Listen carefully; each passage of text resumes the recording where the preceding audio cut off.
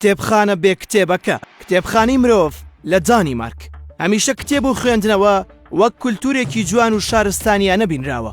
تەواوی وڵاتان و پێگەڕۆشنگەریەکان لە هەوڵی ئەوەدان کە خوێندن بە کولتور بکرێت و تاکەکان هەمیشە سەرقاڵی خوێندنەوە بن، چونکە دەزانن خوێندنەوە کلیلی گەیشتنە بە زانست و زانیاری و گەیشتن بە زانست و زانیاریش یەکەمین هەنگاوەکانی پێشکەوتن و باشترکردنی ئاستی ژیانە.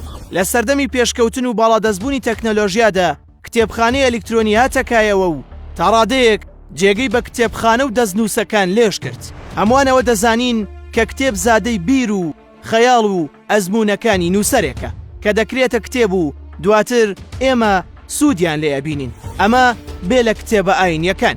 بەڵام ئێستا لە دانیمارک مۆدێلێکی نوێی کتێبخانە هاتووەتەکایەوە کە بە تەواوەتی جێگەی تێڕامان و سەرنجدانە، چونکە ئەم کتێبخانەیە لە بری کتێب مرۆڤی تێدایە. وتەیەگەیە دەڵێت هیچ کتێبێک بە بەرگەکەیدا و هیچ مرۆڤێک بە ڕوخساریدا هەڵمەسەنگێنە. ئەم وتەیە بە تەواوەتی گوزارشت لەم کتێبخانە سەیرە ئەکات کە لە بری کتێب مرۆڤی تێدایە.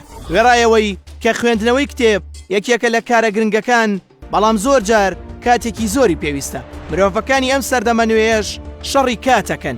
هەروە گوتمان کتێب زادەی بیر و خەیاڵ و ئەزموونەکانی نووسەرێکە، بەڵام ئەگەر بکرێت ڕووبەڕوو لەگەڵ ئەو کەسەدا دابنیشی و بە شێوازێکی زیندوو ئەزمون و بیرەکانیت بۆ باس بکات، ڕەنگە کاریگەری زیاتری هەبێت. کتێبخانەی مرۆڤ لە دانیمارک بە تەواوەتی ئەم بیرۆکەیە پیادە ئەکات. لەناو کتێبخانەکەدا هیچ کتێبێک بوونی نییە، بەڵکو کۆمەڵێک مرۆڤ لەوێن بە ناونیشانی جیاوازەوە کە دەتوانن لە ماوەی 30 خولەکدا چیرۆک و ئەزمموی ژیانی خۆیان بۆ تۆ باس بکەن. ئەمانە کۆمەڵێکن لەو ناونیشانانەی کە لە کتێبخانەکەدا هەن. ڕزگاربوویەکی هۆڵۆکۆست، سەربازێکی شەڕی عێراق، بەخێوکرا و لاتی و خانە، قوربانی یاری وەرزشی، قوربانی شەڕی مەزهەبی، خیانەت و دەیان ناونیشانی تر. ئەم کتێبخانەیە لە ساڵی 2000دا بنیاد نراوە. سەرەتا 10 جۆر ناونیشانی تێدا بووە و دواتر فراوان کراوە. خەڵکی لە هەموو ئاست و تەمەنێکی ژیاندا سەردانی ئەکەن. بە پێی ڕوونکردنەوەی پێگەی کتێبخانەکە لە ئینتەرنێتدا ئێستا لە 50 وڵاتدا پرۆژەکەیان بڵاو بووەتەوە.